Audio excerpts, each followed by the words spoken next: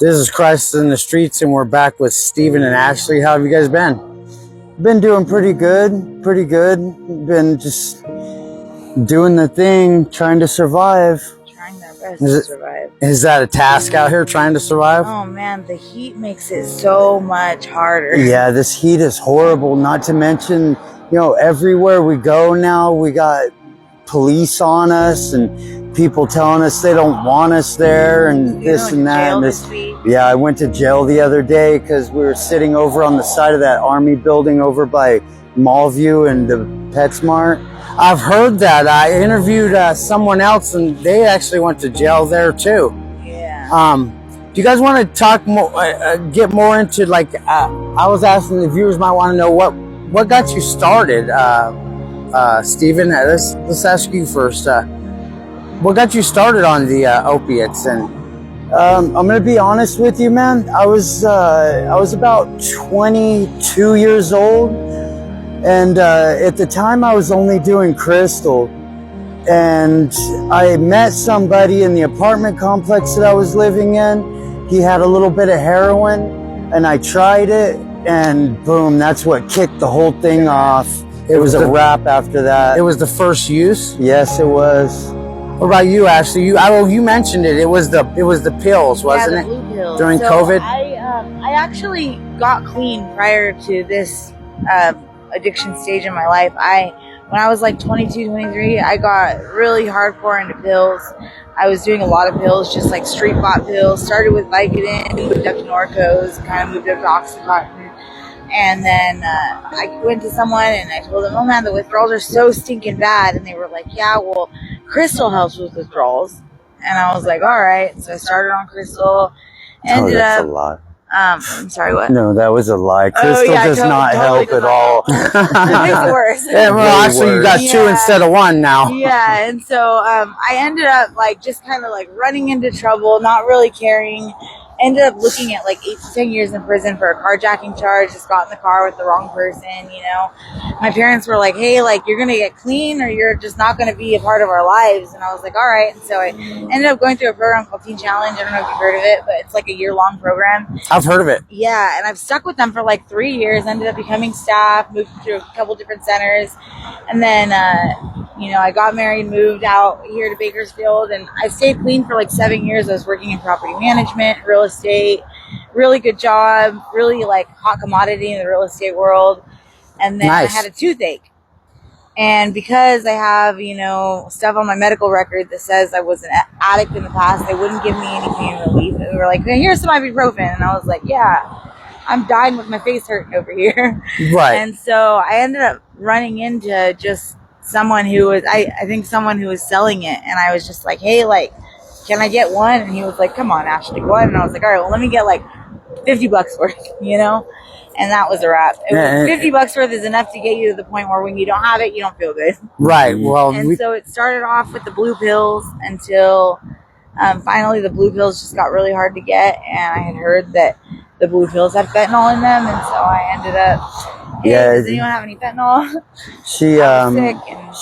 They ran out of the pills and they weren't able to get any more for a minute. So, she was out looking for a sack of fentanyl, and I was actually the one that got her first sack of fentanyl. That's how you guys met? No, we were friends before that, but the way my thought behind it was, I would rather take her to somebody that I go through and I trust that doesn't have some, bullshit. Right. Because, I would hate for her to get some hot shot dope or something. Right.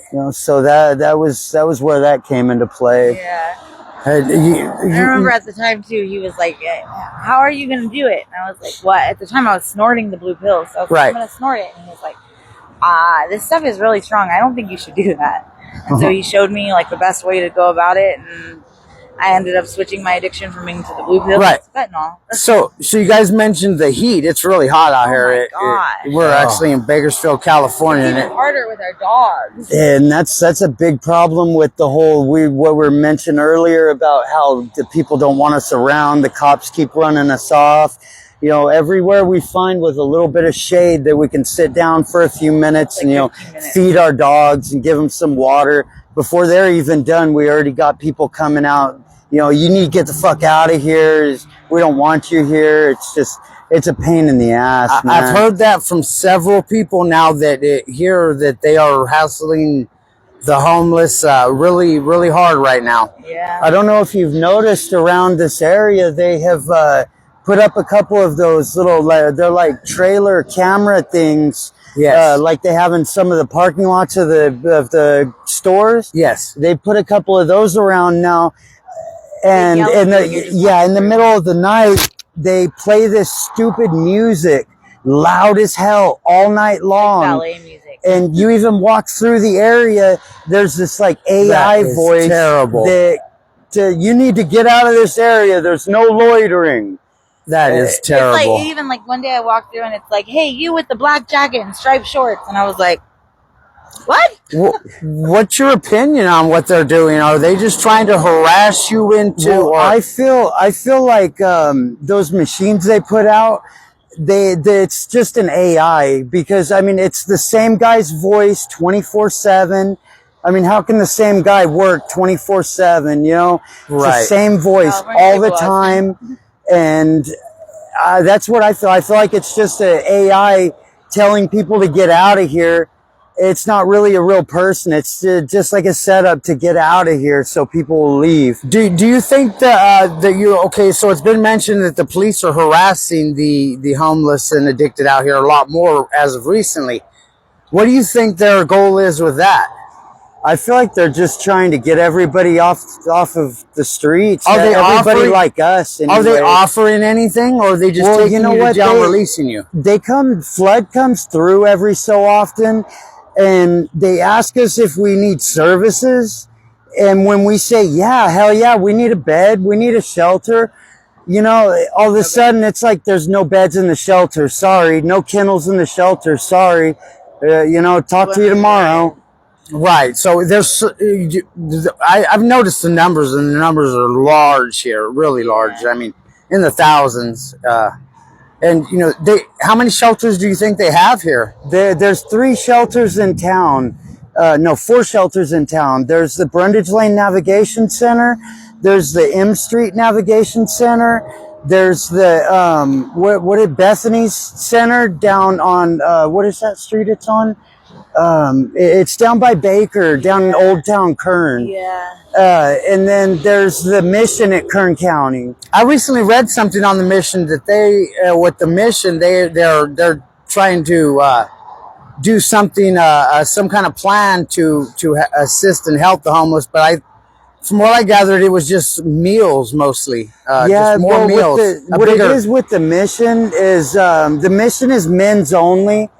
Women can go in for meals, but that's it. It's a men's only bed. Oh. The Bethany Center is a women's only. Men can go for meals, but it's a women's only bed and family only bed.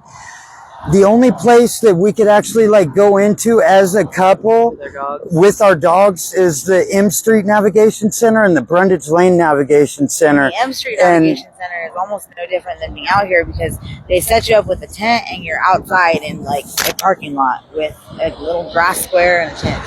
Right. And there's no showers. It's porta potties, Right. So you guys mentioned that last time. Were you on a list or?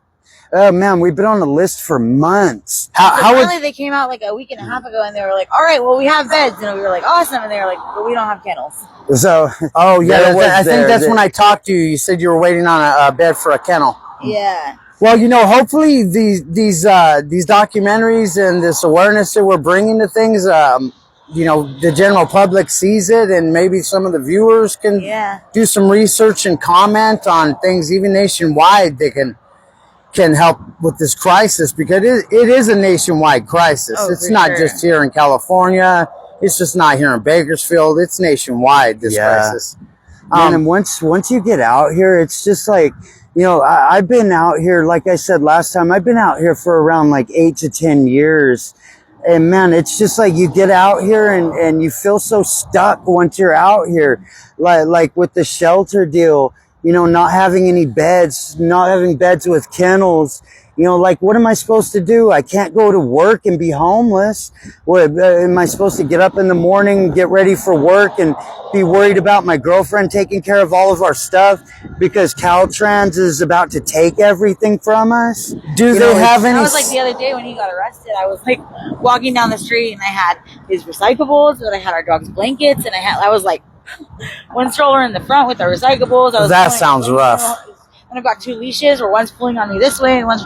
There should be more beds for you guys. Yeah. For those of you that want to get off the streets and want a bed, there should be beds for you guys. Definitely. There's no reason there shouldn't be a bed. Even with your situation with the dogs, they should find places for you. I mean, I know the numbers are high, but so is the funding. Definitely. My dogs are my kids, so I'm definitely not going to go in without them. Yeah, man, those shelters, they've got to have substantial funding. I mean, we even correct. Told them, like, our dogs will share a kennel, but they're like, well, we have to see how they'll work together. And I'm like, they're working together right now every day. They sleep together. Like, yeah, they literally sleep butt to butt. Okay, yeah. So since I've been doing this, I've been doing a lot more research, and I'm not finding much here in Kern County. But it's a nationwide crisis, and hopefully we get some help in my research and everybody's research. We could find something to, start combating this for you guys, because, the elements out here, you mentioned methadone. Were you thinking about getting on methadone again? That's my plan. I'd like to eventually go and get on methadone and just kind of make the switch. I know that, like, as far as like scientifically, when you look at fentanyl versus methadone, the dosage of the opiate content is much higher in fentanyl. So I know, like, a lot of people have said, like, I definitely used my first couple months when I was on methadone, and I'm like, well, if that's what I got to do, that's what I got to do. So if it's the first couple months that I'm having to go there instead of having take homes because I'm testing dirty for fentanyl, then that's what I'm going to do. Well, maybe a stable place might help with that too. Make it so much easier. I mean, instead of arresting people and taking them to jail just because they have warrants and they don't have IDs on the streets, isn't going to solve anything. Right. In my opinion. I mean, because it was like 7 hours you were back over here trying to out to the same. Basically, it's just a huge inconvenience because they take me all the way up to Laredo just to release me 6 or 7 hours later.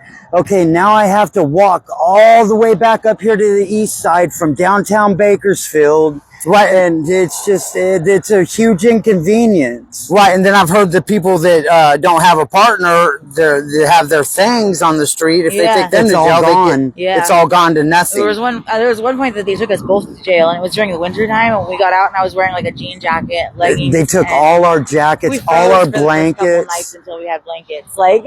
All right, well, you guys, we're trying to look into this crisis here in the United States, and we're trying to find some kind of something. We're gonna figure something out here, man. It's nice talking to you guys, and I hope you're the best. And it's nice talking to you too, man. Any research that I come across, I'm going to forward it to you guys, and any of the viewers that have any information or anything they know about nationwide, California, Bakersfield, anywhere, just comment and like and subscribe if you like the content. And I hope to see you guys again soon. For sure. Like and subscribe.